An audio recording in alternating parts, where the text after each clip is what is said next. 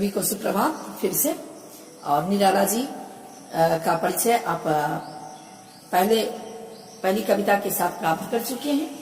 निराला जी की लेखन शैली और उनके जो कविता में विद्रोह, कल्पना और यथार्थ का जो समावेश है उससे आप रूबरू हो चुके हैं। और उनकी दूसरी कविता जो प्रस्तुत है यहाँ, अट नहीं रही है, यह कविता फागुन की मादकता को प्रकट करती है। आप सब जानते हैं फागुन मास वसंत ऋतु का समय होता है और वसंत को ऋतुराज कहा गया है।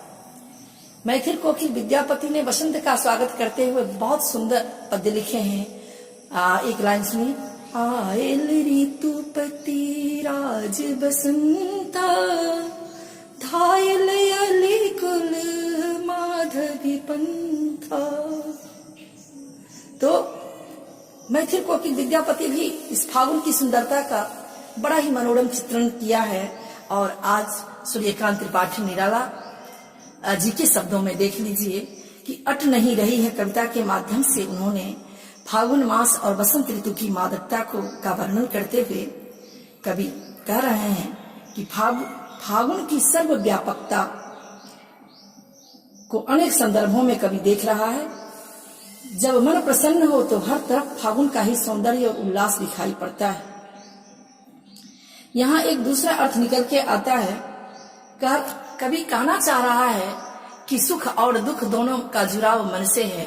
जब मन प्रसन्न हो तो हर तरफ मनुष्य को खुशियां ही दिखाई देती है। तो फागुन का सौंदर्य ही दिखाई देता है, उल्लास दिखाई देता है। और यहाँ पर फागुन के सौंदर्य और उल्लास कवि के हृदय में समा नहीं पा रहा है, अट नहीं रहा है, जिसका उल्लेख कवि ने इस कविता में किया है। सुंदर शब्दों के चयन एवं लय ने कविता को भी फागुन की ही तरह सुंदर एवं ललित और मनोहर बना दिया है। तो अब देखिए, अट नहीं रही है आभा फागुन की तन सट नहीं रही है।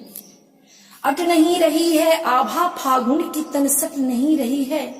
कहीं सांस लेते हो घर घर कर भर देते हो। उड़ने को नभ में तुम पर पर कर देते हो।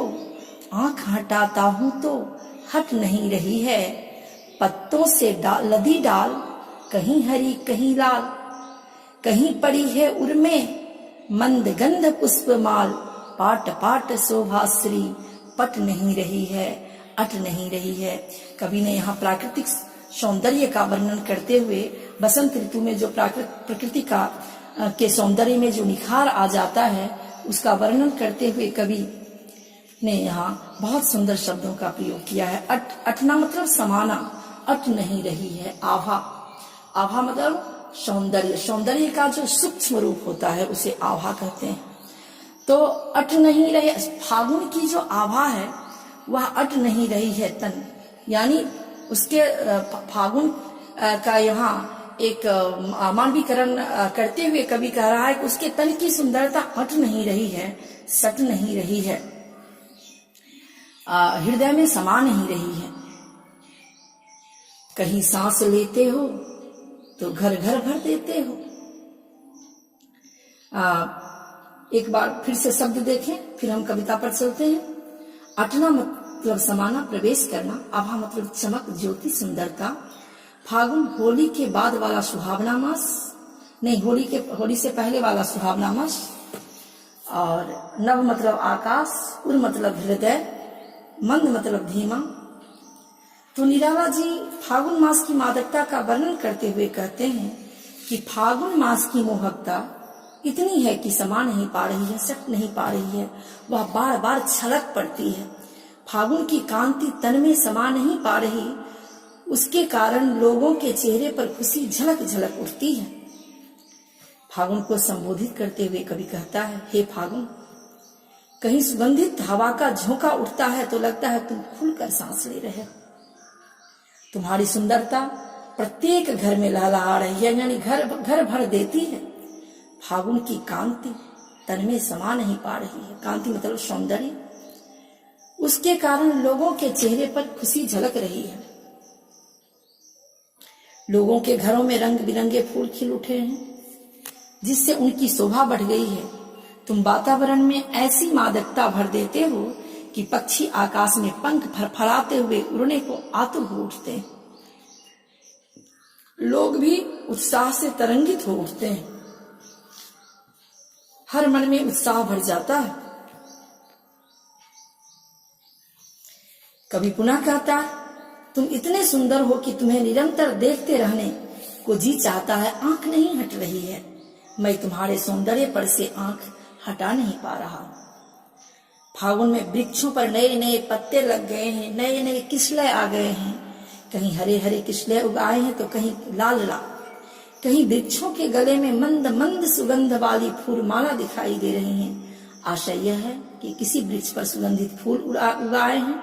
जगह जगह पर सौंदर्य राशि इतनी मात्रा में बिखरी हुई है कि कभी उसे समेट नहीं पा रहा है। वह हर जगह दिख रहा है और कभी उस पर इतना मोहित है कि उससे नजरें नहीं हटा पा रहा है। कहीं कभी को लग रहा है कि कहीं फागुन की सौंदर्यता सांस ले रही है और घर घर में सौंदर्य भर रही है। तो मंद गंध पुष्प माल पाट पाट शोभा श्री, यानी हर जगह जो सुंदरता है वह पट नहीं रही है, अट नहीं रही है, यानी सौंदर्य का विशाल भंडार संपूर्ण पृथ्वी पर फैला हुआ है। धन्यवाद छात्रों, मुझे आशा है कि आप सब समझ गए होंगे। एक बार पुनः हम कठिन शब्द को देख लेते हैं। मंद मतलब जो धीमा होता है, गंध जो धीमी धीमी सुगंध आती है पुष्प मालाओं से, वह काफी मनमोहक होती है। पाट पाट मतलब अंग अंग कण कण। शोभा मतलब सौंदर्य। श्री शोभा श्री कही गई है, पट नहीं रही है, सट नहीं रही है। धन्यवाद। आज की कक्षा यहीं पर समाप्त होती है। फिर मिलते हैं हम अगली कक्षा में।